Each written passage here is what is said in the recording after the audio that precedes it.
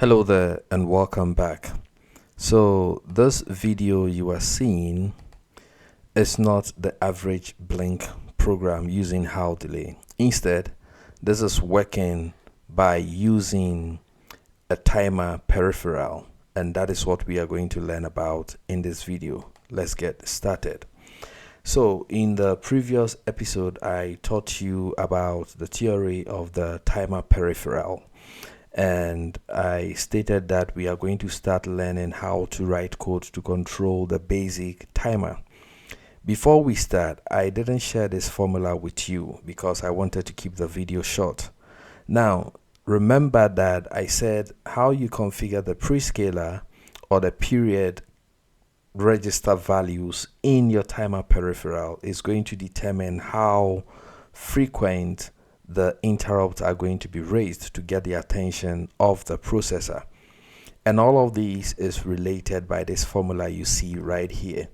So the update frequency, that is how many times you get the interrupt raised, is given by the source clock frequency. So this is the clock frequency that feeds your timer peripheral, and we'll see how to find which clock connects to which timer from the block diagram in your data sheet. So the formula says it is the source clock frequency divided by the product of the prescaler value you choose plus 1 and the period value that you choose plus 1. Take very important notice of these plus ones here. For example, if the prescaler is 0, if you configure prescaler to be 0 or you don't configure anything at all, then by default it is 1, right? If you configure it to be 0 explicitly, then your prescaler is 1. What it means is that it has no effect on reducing the clock frequency of the source clock that is feeding the timer. Having said that, let's get started and see how to find the information that we need. All right. So what you are seeing in here is the data sheet for my microcontroller, the STM32 F407VG. Let me widen this a bit so that it's easier for us to see. I just want us to trace which bus the timer we are going to use is connected to. And remember, from the previous video we saw that timers 6 and 7 are basic timers, and because this video targets the basic timer, we are going to use the timer 6 here. Okay, now what you want to check again is which clock it connects to, which bus it connects to. And from this diagram here, we can see that this is timer 6 and it's connected to the APB1. Okay, so what it means is that when we check our clock configuration, whatever is the clock frequency of the APB1 domain or bus lines is going to be the speed at which our clock is going to function. And so if our APB1 is running at, let's say, the maximum of 42 megahertz, and we don't configure any prescaler in our code, then what it means is that our timer is also going to function at 42 megahertz. Okay, but that is not what we are going to do. I just want you to know how to determine the speed at which your timer is going to function. Okay, and because you also saw from the video that I was blinking an LED, I'm opening the user manual for my board here, my dev board here, so that we see how to target the particular LED. Okay, so I mean, you've seen this before. I don't need to waste time. You just go to LEDs and then you look at the port number and the port to which the LED is connected to. We will see all of that in the code. So now let's get started. All right, forget about this code and let's go to clock configuration. Let me use the clock tree diagram to explain something before we look at the code.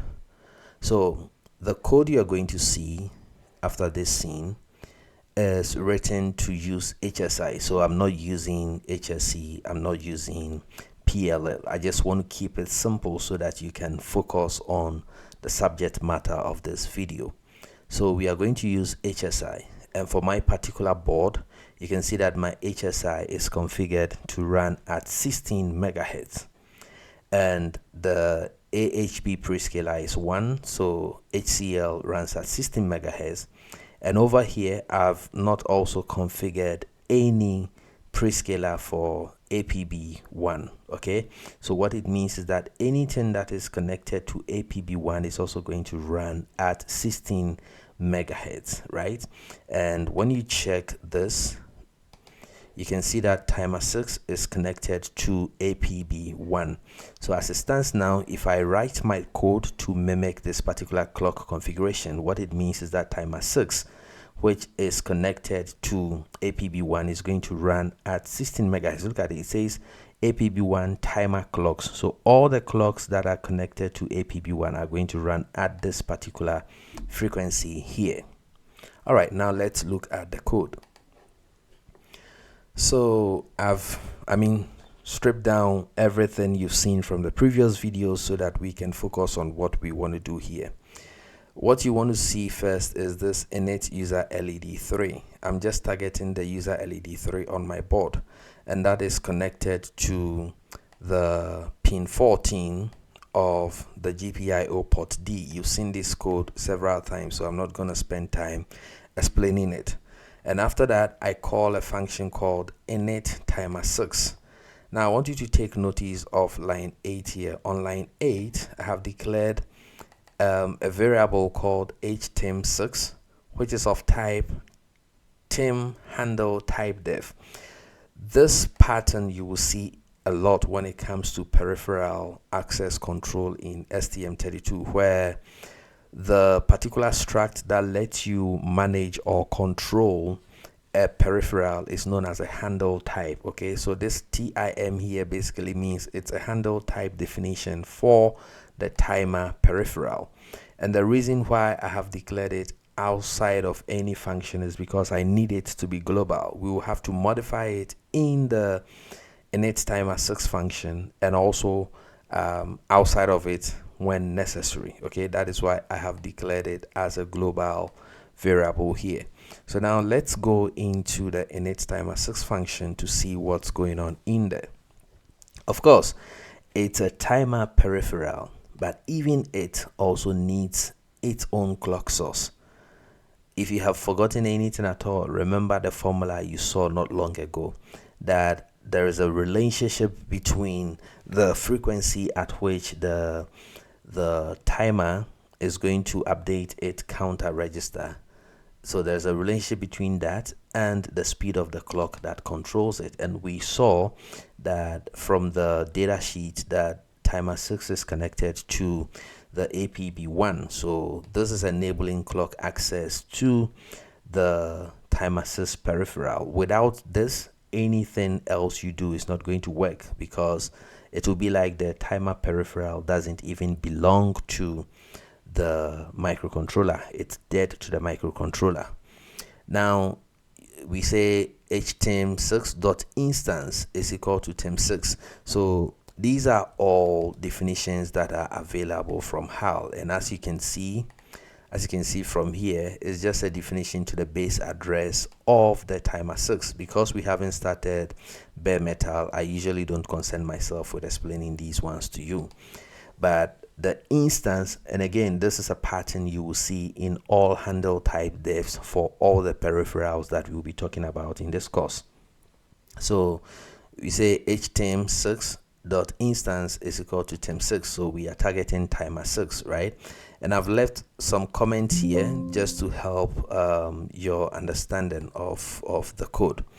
So once you have this struct here, the handle type def, maybe let's go in there to see what's in here. So looking for this handle type def. Yes, So you can see that it has an instance, which is what we have specified, but it also has something called init, and that is a time-based init type def. This is actually what makes you configure the values that should go into the register we talked about. So the count register, the prescaling register, and also the auto reload register. If we go deeper, you will see it. So this is the type, and you can see that it lets you set the prescaler, the counter mode, whether it should be up or down, the period, which is the auto reload. Okay, this value gets written to the auto reload register, as you can see from here. So this is a character that I want you to develop. Just be clicking on the struct to see their definitions. It helps your understanding of the HAL library. Okay, now back to the init timer 6 function. So we set that we are targeting timer 6. Now let's look at the calculations I did here. We are using HSI as the system clock. So as you can see, I haven't done any manual system configuration because, again, you remember that if there is no system clock configuration, HSI is used by default when the board resets, right? So HSI on my board is 16 megahertz. Now I want a prescaler value and a period value such that the calculation, the formula you saw, is going to help me to blink at a speed of 1 second, right? So 1 second basically means 1 hertz. I want 1 hertz. Now I'm setting my prescaler to be equal to the 16,000 minus 1. The reason why we are getting 16,000 here is the clock signal is 16 million, right? So if I divide the 16 million by 16,000, I get 1,000, right? And 1,000 hertz is equal to 1 millisecond. If something is happening 1,000 times per second, then it means the period, the time it takes for that thing to happen every one time, is 1 millisecond. If you need to pause to understand, please pause and do the maths to make sure you understand what's going on here. Now we subtract 1 from it because remember from the formula that it is plus 1. So it is the source clock frequency divided by the prescaler plus 1 times the period value plus 1, and that is why you are seeing that we are subtracting 1 1, okay, to cater for the plus ones in the formula. So I set my period value, it should be 1,000, but then we subtract 1 from it, so we get 999. Now if you put these values together and you do the calculation, you realize that it's going to give you 1 second. All right, so I set the prescaler to this, which is 15,999, and then the counter mode, I'm saying it should count up. It can also be count down, and there are other counting modes that we'll talk about when we get into general purpose timers and also advanced timers, but for this it's okay to count up. So we set the period to 999. So what it means is that the timer is going to start counting from 0 all the way to 999, and because it is configured such that every time step, like in between every successive counting, there is a 1 millisecond wait period. By the time it counts up to 999, when you count from 0 to 999, you've actually counted 1,000 times. So by the time it counts up to 999 from 0, if you multiply that by 1 millisecond, that gives you 1,000 milliseconds, which is equal to 1 second. All right, and this I will also explain when we are talking about the general purpose. I just want you to focus on these 3 parameters here. Now when you finish, you need to call a function called HAL TIM-based init, and then you pass a pointer to your handle type def that we've declared out there. And remember, we are going to let the timer raise interrupt when the event, like the calculation that we've done, so when that time elapses, we want it to raise an interrupt. So what it means is that we need to use the NVIC. You also remember NVIC from the video on interrupt. So we need to call HAL NVIC enable IRQ, and then we say timer 6 DAC IRQ number. The reason why it is timer 6 DAC is because timer 6 is also the same timer that is used by the digital to analog converter in the microcontroller, and we will have a separate section where we talk about the DAC or digital to analog converter peripheral, but they are basically responding on the same interrupt. And you need to start the timer. I mean, enabling this or initializing it here doesn't really start the timer. You need to start the timer, and because we want to receive the update event based on interrupt, we need to call HAL TIM base start IT. The IT here stands for interrupt. You can also start it in a mode where you have to do polling to check if the time has elapsed, but that is not a good way. So we are going to stick to doing things the interrupt way to free the processor to do other important stuff. Okay, so this is what starts the timer in interrupt mode. So what it means is that when the time we have calculated here elapses, that is 1000 milliseconds, when it elapses, it is going to raise an interrupt. Now, because an interrupt is going to be raised, you remember that we need an interrupt service routine, which is the function that the processor calls in response to the interrupt that is raised. And that function is called TIM6 DAC IRQ handler. This also, if you check the, let me copy this here. If you check the startup file here, you can see that it is defined here. It is part of the table, right, that we need to, be able to respond to functions. To respond to interrupt. It's part of the vector table. That's what I mean.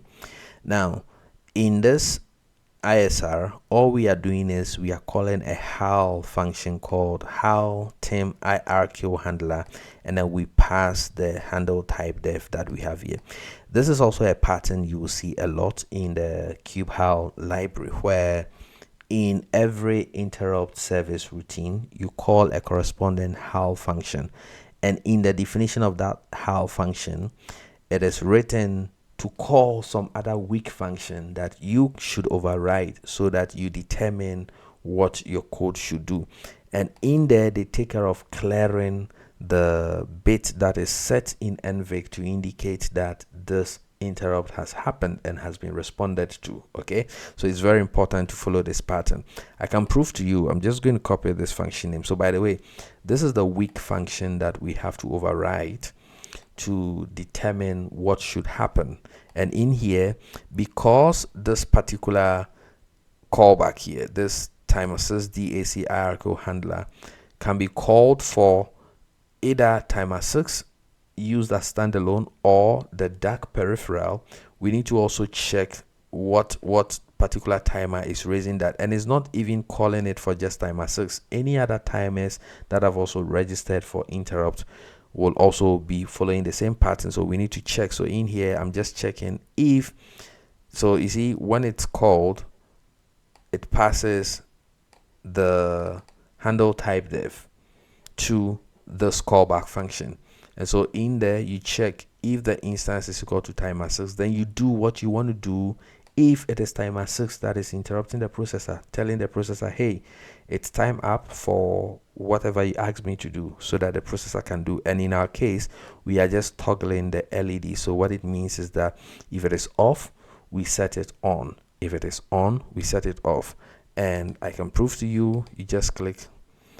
I don't need to generate code.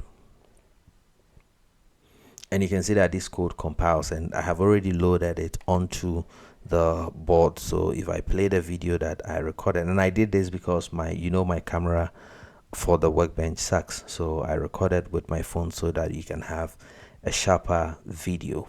And this, ladies and gentlemen, is how you use a basic timer on the STM32 microcontrollers. Thank you very much for watching this, and I will see you in the next video. And for those of you watching on YouTube, if you haven't subscribed, please do well to help me grow my channel. Thank you, and see you.